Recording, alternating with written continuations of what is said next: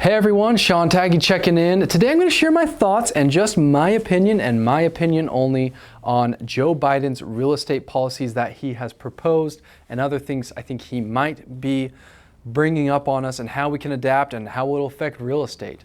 So let's jump on into it right now.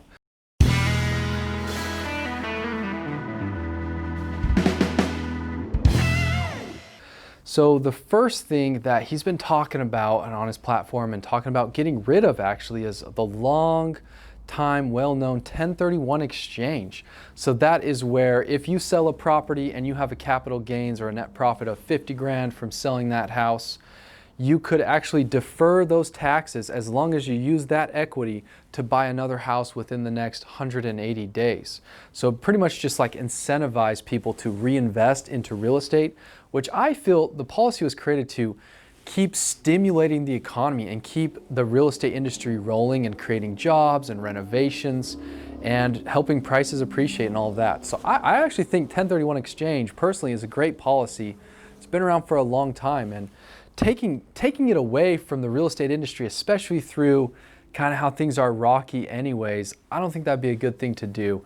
I think it would just incentivize a lot of real estate investors to sell, cash out, pay the capital gains because they have to pay it anyways because now they don't have a tax deferral thing, tax advantage program there through the 1031 exchange, and they might just sit on their cash or go invest it somewhere else. Also, just so you know about the 1031 exchange, they will have to pay taxes eventually. Like once when they sell it eventually, it's just deferring those capital gains and they just push forward and kick the can down the road.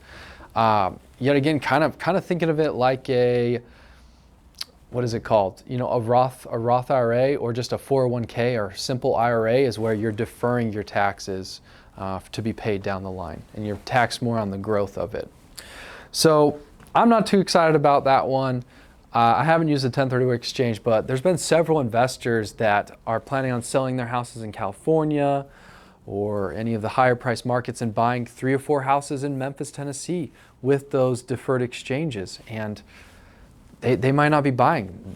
Just right there would stop a little bit of our business. 5% of our business or 10% is through 1031 exchanges. So imagine that on a big player like us selling 300 homes, 10% less sales, and then put that across all the board on way bigger players than us, how that'll affect the economy and the real estate industry. Something to think about in my opinion on that. Okay, so another one is he's thinking of reversing Donald Trump's bonus depreciation. That's where on some items and especially a big multifamily property that you can cost segregate, you can actually write off most of those items, especially if their lifespan by the tax code is like less than 15 years. You can just bonus depreciate those immediately instead of having to write them off over 5 years or 7 years.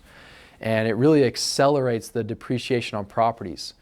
This was I liked Trump's, me personally, you know, my thoughts and opinion, I liked Trump's policy on that. Yet again, it stimulates the economy and encourages people. Not only the incentive is of all those great things of buying real estate and the tax advantages that already instill, it just creates another incentive to buy real estate, stimulates the economy.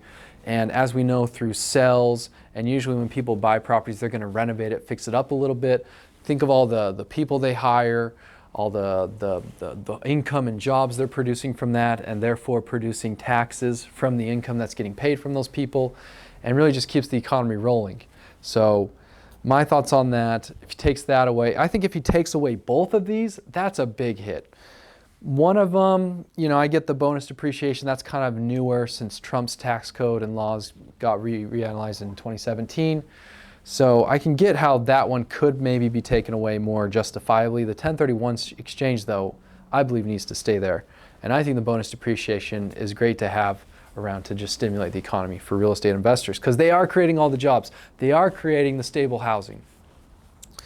Okay, so now some other policies. These aren't real estate policies per se, but just more like subsidized housing and things like that, which is to do with real estate a little bit. So Section 8, he's thinking of just, I believe their policy is going to lean a lot towards helping people out through the COVID that have had, you know, financial difficulties through this crisis, on providing more Section 8 and being more lenient on Section 8. And if you are not familiar with government housing subsidization, Section 8 is a program I think nationwide and other counties have them all, different programs in there where you can go and be like, hey, I want to rent this house for $1,000 a month, but I don't make enough money to qualify, and the government will actually come in and pay a portion of that. It can be anywhere from 90% of that rent, so $900 a month, to I think 10 or 20. Don't know the exact details on that, but I mean, so they're paying a big portion. What I've seen with that, first off, I think when they're opening the floodgates on that, I think it opens up the doors for a lot of things to slip through the cracks and making it easier for people to get Section 8 and people abusing the Section 8 policy. I kind of already see it a little bit in the city, but I also do see the benefits of having it. It helps people, especially like single parents, people with already stressful situations in their life. It helps them get back on their feet, but it should be a means to an end, where the end should be they should get back on their feet and not be a lifelong person using this program. They should just have it as a means to kind of get better, get a better situation until they figure things out in their life, right? I mean, self-sustainment. So with that opening up, I could see it just slipping through the cracks and people staying on there and the money not being really needed for one person, but really needed for someone else. Also, if you're a real estate investor, you might be in more consideration of Section 8 housing, be more in consideration of allowing that to be something that you let tenants in on, and more learning the laws and the compliances with that, because as that opens up, you might be missing out on a 20-30% of your potential renters would want Section 8. And you have to actually have a lot of your house renovated and up to good standards and all that. When you have a Section 8, they have an annual inspection and they give you a whole list of things you'll need to fix, like, simple things like handrails, making sure all the burners work on the stove, there's no paint chipping, the fence and everything's secure. So there's pros and cons to that, right? It keeps your house in good shape. It makes sure the tenant is in good terms in paying, because the tenant might lose the program if they don't pay their section of the rent and treat the house right. But then also you as the landlord and the investor, real estate investor, you have to keep the house maintained. And sometimes those repairs can be unnecessary and exuberant and just a pain to get someone in there every year to check out your property. So pros and cons to, I think, Section 8.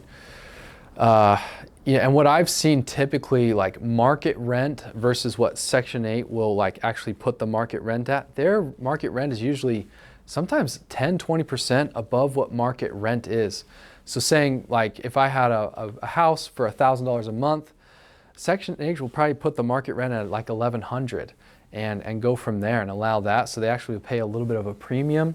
Yet again, kind of showing just things slipping through the cracks and all of that, especially on like 4-bedroom houses where a lot of people can live in there. So just thoughts on there, my opinion and thoughts and things to look at for that. Another one that I think will affect real estate with policies is if we raise the minimum wage.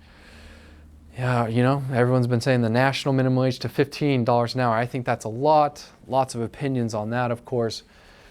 Pros and cons to that. If it does go into effect as a real estate investor, it's a good time to capitalize, because I just think rents are going to go up from there because people can afford more, and most renters typically just want, and home buyers want to buy the max that they can, the max that's allowed. And typically what the max allowed is you need to make 3 times gross income of whatever the monthly rent is. So, whatever minimum wage was before X, and now the minimum wage increases, just whatever that 1/3 proportionality is of whatever the increase is, that's what people will be able to afford. Here, let's just kind of think that through a little bit right now. So $15 an hour, and people work 160 hours, 44-hour week. So 160 hours. So 2,400, divide that by 3, $700 average rent.